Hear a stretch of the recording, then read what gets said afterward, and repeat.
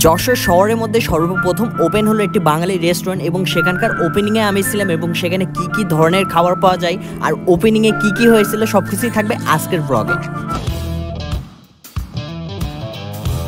যশোরে আপনারা অনেক রেস্টুরেন্ট দেখেছেন, আজকে নতুন একটা রেস্টুরেন্ট ওপেন হবে যশোরে, আর সেটা হলো আহারে বাঙালি, অর্থাৎ এখানে সম্পূর্ণ বাংলা খাবার পাওয়া যাবে। তো আসেন এখন ভিতরে দেখি কি অবস্থা এখানে। আর এই রেস্টুরেন্টের লোকেশন হলো যশোর রেল রোড ওয়াফেল ইউএক্সের ঠিক পাশেই। আর আপনারা বলতে পারেন এটা বাঙালি একটা রেস্টুরেন্ট, অর্থাৎ এখানে মূলত বাঙালিদের ঐতিহ্যকেই তুলে ধরা হয়েছে ডেকোরেশনটায় চারিপাশে, এবং এখানকার খাবার দাবার সম্পূর্ণ বাংলা খাবারই পাওয়া যাবে।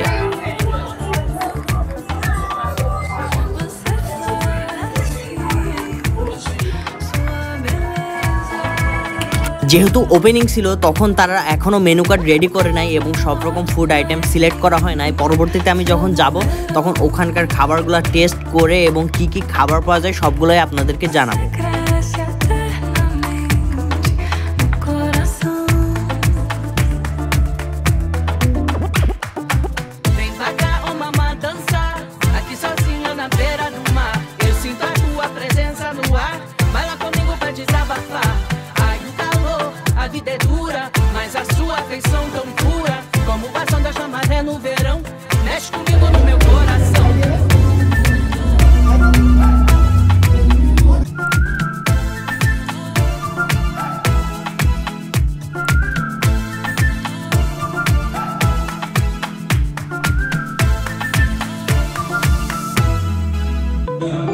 তবে এখানকার ডেকোরেশন আমার কাছে যথেষ্ট ইউনিক লেগেছে, একটা বাঙালি রেস্টুরেন্ট হিসেবে যেমনটা হওয়া দরকার ঠিক তেমনই।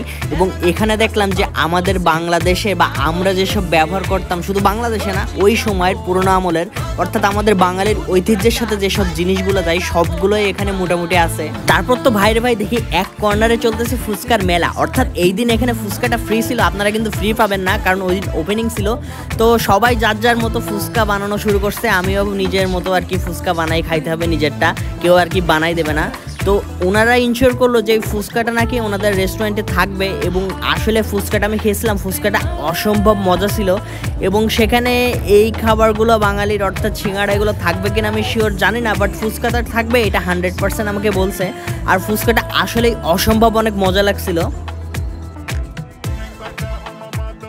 তো এই ছিল আজকের ব্লগ। আর আপনারা যারা বাঙালি খাবার পছন্দ করেন তাদের জন্য এটা একটা পারফেক্ট চয়েস হতে পারে, এবং আমিও যে আপনাদেরকে ফুডের আসলে টেস্ট কেমন এবং কি কি খাবার পাওয়া যায় সেটা পরবর্তীতে আপনাদেরকে জানিয়ে দেবো।